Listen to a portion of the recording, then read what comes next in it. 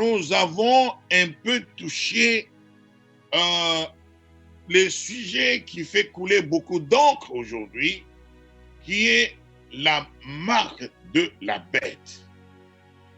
And we came to touch lightly the subject that is bringing a lot of trouble today, the mark of the beast. Cela n'était pas le sujet de ce jour-là, mais nous avons effleuré pour ramasser un peu les choses et remettre toutes choses en ordre.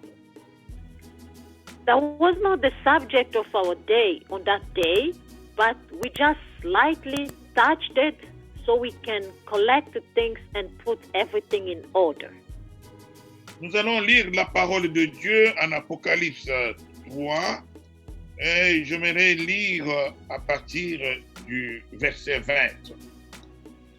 We're going to read the Word of God in the book of Revelation 3, and we're going to start from verse 20.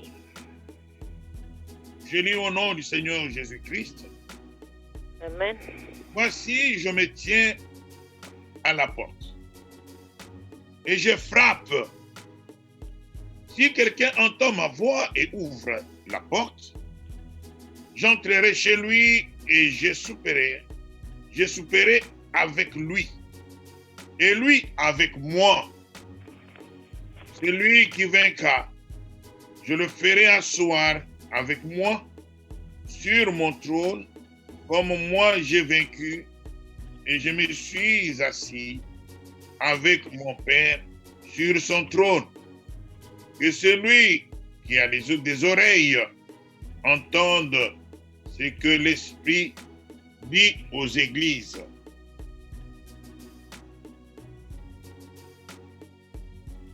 Revelation 3. We're going to start for verse 20. I read in the name of the Lord Jesus Christ. Listen, I am standing at the door, knocking. If you hear my voice and open the door, I will come into you and eat with you and you with me. To the one who conquers, I will give a place with me on my throne, just as myself conquered and sat down with my Father on his throne. Let anyone who has an ear listen to what the Spirit is saying to the churches. Amen. Amen. Bien-aimés, comme nous le savons, essayons de fixer le sujet. Le Seigneur de gloire, il s'est révélé à l'apôtre Jean dans l'île de Patmos et il lui a donné cette lettre adressée aux 7 églises qui existaient à ce temps-là. The God of glory revealed himself to John while he was in the island of Patmos. Et il lui a recommandé d'écrire cette lettre aux 7 églises qui existaient à ce temps-là. And he recommended him to write letters to this church that was existing at that time. Amen. Et la partie que nous venons de faire la lecture fait partir de la 7e lettre. And this part that we have read is part of the letter that was sent to the 7th church at this time. Et nous savons que les 7 églises qui existaient à ce temps-là avaient le même comportement que les églises qui allaient venir dans le temps qui venait après. And we know that the 7 churches that existed at that time, they had the same behavior with the church that will happen during our time. Alors, bien-aimés, c'est ainsi que la 7e lettre concernait l'église du temps de la fin, qui est notre église. Then, the 7th letter was concerning about the last church, which is the seventh church, for the time of the end, the time that we're living right now. Amen. Et mon sujet aujourd'hui, je ne veux pas parler de cette église. Je voulais seulement mettre les gens sur le même niveau pour que nous attirons attention sur les choses que nous lisons. The subject of today, I am not going to speak about this church, but I just wanted to bring everyone at the same level. So we will all are going to have a better understanding and pay attention about the things that we're reading now. Amen. Parce que à la fin de cette lettre, il y a une attention qui est donnée à tout un chacun de nous. On dit que ceux qui ont des oreilles pour entendre, ils entendent ce que l'Esprit dit aux églises. Because at the end of this letter, he has been paying attention to each and all of us to pay attention, because the Word of God says, whoever has ears, let them hear what the Spirit says to the churches. Amen. Alors, bien aimé, quand nous voyons la dernière partie de la lettre ici, c'est le Seigneur Jésus-Christ qui parle à l'Église. Beloved, when we sing the last part of this letter, it's the Lord Jesus Christ himself who was speaking to the church. Et il ne parle pas à n'importe quelle Église, à l'Église du temps où nous sommes sur la terre maintenant. He was not speaking to another church, but he's speaking to the last church, the time that you and I are living right now. Je vous ai toujours dit que le temps que nous vivons, c'est un temps prophétique. I always tell you that the time that we're living right now, it's a prophetical time. Dieu en a beaucoup parlé à travers ses prophètes. God has spoken a lot through his prophets. Alors, bien-aimés, nous observons quelque chose d'extraordinaire, c'est-à-dire de grave même. Beloved, we're observing something very extraordinary, something even very strong. Ça veut dire que le Seigneur de gloire, qui avait été dans son église, on l'a sorti de son église. Il n'est plus dans les églises. Il n'est plus dans cette église qu'il avait commencé. What we are observing is that the God of glory, who was in his church, as he started his church, has been put out of his church. They make the Lord Jesus Christ out of the church that he started.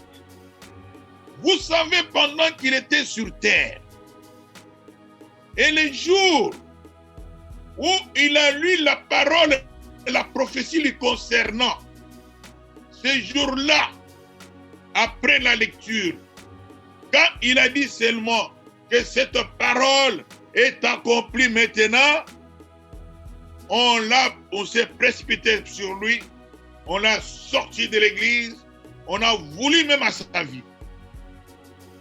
Do you know, when the Lord Jesus Christ was still on this earth, he went in the temple, and when he read the word of the prophecy concerning himself, and when he said that this prophecy came to pass while I'm speaking to you, that was the day that they threw him outside from the temple. Alors, depuis le temps de Pentecôte, et l'église était toujours là, mais dans cette église, comme nous le savons, on a commencé à voir que l'ennemi a commencé à travailler dans l'église, et ainsi, le Seigneur était sorti de l'église petit à petit, et il s'est retrouvé dehors. Now, from the time of the Pentecost, the Spirit of the Lord was there.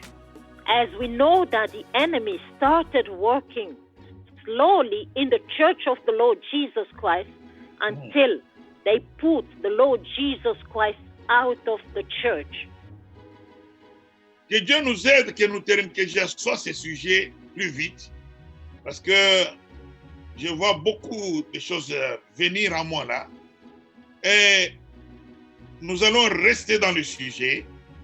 Alors, bien-aimés, vous connaissez, il y a eu ces gens, l'esprit qu'on a parlé, l'esprit des œuvres des Nicolaïtes. Ces ténocrates qui sont arrivés à l'église avec des pensées humaines. Et il y a eu des choses qui sont entrées dans l'église qui n'avaient rien à voir avec la parole de Dieu. May the God of glory help us really to make known what we want to let the church know today, because a lot of things are coming in my mind. Do we know that during the time of when they started the church about the ideas of Nicolaitans, those are technocrats who started bringing new ideas in the church, things who have nothing to do with the Word of God. Amen. Ça a commencé par les œuvres. Vous voyez? Des pensées émises. Mais à la fin, la parole de Dieu nous montre que les œuvres sont devenues un esprit qui a construit une doctrine, et là, l'ennemi a pris la tête. It started with ideas and some practice, and from that, a doctrine was created. That's where the enemy have taken the lead. Et si tu pries à l'église catholique, je m'excuse, je ne suis pas contre les gens qui vont à l'église catholique, mais c'est contre, nous prêchons la parole. C'est la parole que nous prêchons. Sentez-vous à l'aise pour obéir à la parole. If you pray in a Catholic church, I'm very sorry. I do not want to offend anyone by me preaching the word of God. So feel comfortable to follow the word of God. Parce que je vais éclairer le peuple. Because I would like to bring the light to the people of God. Ainsi, la doctrine a eu lieu lorsque les hommes de la terre se sont décidés à mettre à la tête de l'Église une personne qui devait être le remplaçant du Fils de Dieu sur la terre. Then the doctrine was created when the men of the earth, they concerted and decided to put on the head of the church of the Lord Jesus Christ a man to replace the Son of God on this earth. Alors, ainsi, on a mis la personne que nous connaissons, le pape de Rome. And this man put on the head of the church a man that we all know, the Pope of Rome. Et ça s'est passé dans le concile, premier concile de Nicée. And it happened during the first council of Nicaea. Bref, tout ceci s'est montré comment l'Église qui avait commencé avec le Seigneur, et la chemine est dans l'égarement, et le Seigneur est mis dehors. All of this shows that the church who started with the Lord Jesus Christ and was continuing to go astray from the Lord Jesus Christ himself, and then the Lord was put out of his church. Et aujourd'hui, le Seigneur te dit, parce qu'il y a des gens jusqu'aujourd'hui, leur foi est basée sur les églises. Quand l'église est institutionnelle, avec des grands bâtiments, comment on dit, représentants, je ne sais pas quoi encore, avec beaucoup d'honneur, avec les hommes, on pense qu'on peut croire à cette église-là, et c'est là où nous viendra le salut. Some other people are still basing their faith to institutional churches. They see great buildings, they see nice decorations, they see great representatives of the church with a lot of honors from men, and they're thinking that their salvation will come from those churches. Mais malgré ça, l'Esprit de Dieu a amené une mouvance pour mettre ses enfants à l'abri. Despite of this, the Spirit of the Lord has bring a new wind, so the children of God will be sheltered and be away from all of this. C'est ainsi que nous avons vu qu'à travers chaque période, l'Éternel de gloire, il élevait un homme avec une parole originale pour ramener ceux qui sont à lui à la parole correcte. For that reason, we can notice that during each period of the church, the Lord was arising a man of God with the true word of God. So his children will still be fed with the true word of God. Amen. Et voilà que plusieurs églises se sont relevées. Et bien aujourd'hui, jusqu'à ce qu'on appelle aujourd'hui des assemblées indépendantes, comme on peut le dire, qui ne sont pas dans les institutions. And we can see that a lot of churches came out, and many are calling themselves, they are independent assemblies. They are not part of the institution. Alors, le Seigneur te dit, il est à ta porte, il toque. And the Lord is saying that He's standing at the door and is knocking. Parce que la vraie église, c'est ton cœur qu'il cherche à entrer. Because the true church is your heart that the Lord longs to come in. Et il va te bénir. And He will bless you. Et tu seras heureux. And you will be happy. Voilà qu'il se tient à la porte, il toque. See now the Lord standing at the door and knocking. Et si tu entends sa voix, ne résistez pas. And if you hear His voice, do not resist. C'est pourquoi nous devons rester collés à la parole. For that reason, we must remain attached to the Word of God, Aux saintes écritures. the Holy Scriptures, Parce que c'est celle-là qui est la lumière, une lampe à nos pieds. because only the Holy Scriptures is a light to our feet. Alors ceci nous amène dans le chapitre 13. C'est là où je vais maintenant tirer attention à plusieurs. So this will lead us in Revelation chapter 13. This is where I'm going to call upon your attention. Alors je vais lire le verset 14. Read verse 14.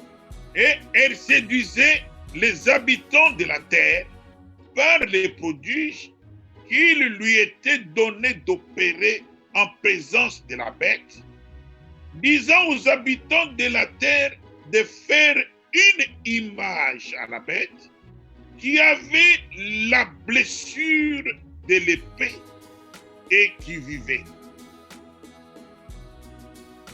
Revelation 13, we're going to read verse 14. I read in the name of the Lord Jesus Christ.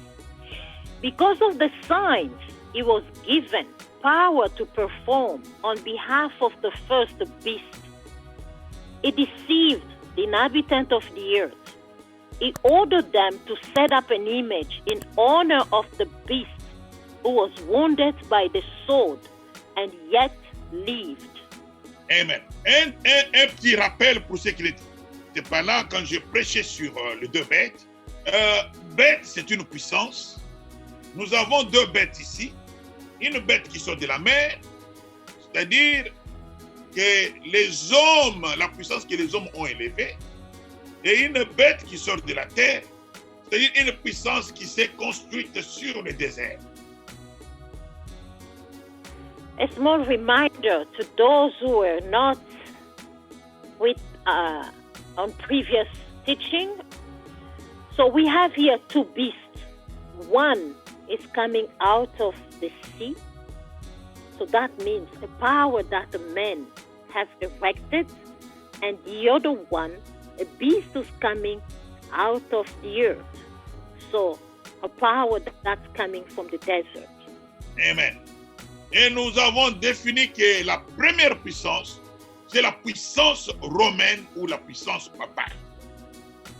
And we have described that the first beast, the beast itself is a power. So the first beast is the Roman power, the papal authority. Et la deuxième bête, c'est la puissance des États-Unis d'Amérique. And the second beast is the power of United States of America. Amen. Et c'est facile à voir quand nous regardons avec nos yeux par les jumelles de la Bible. Nous pouvons voir que c'est réel, c'est ce qui s'est fait sur la terre. It's easy to see that with the microscope of the light of the Word of God.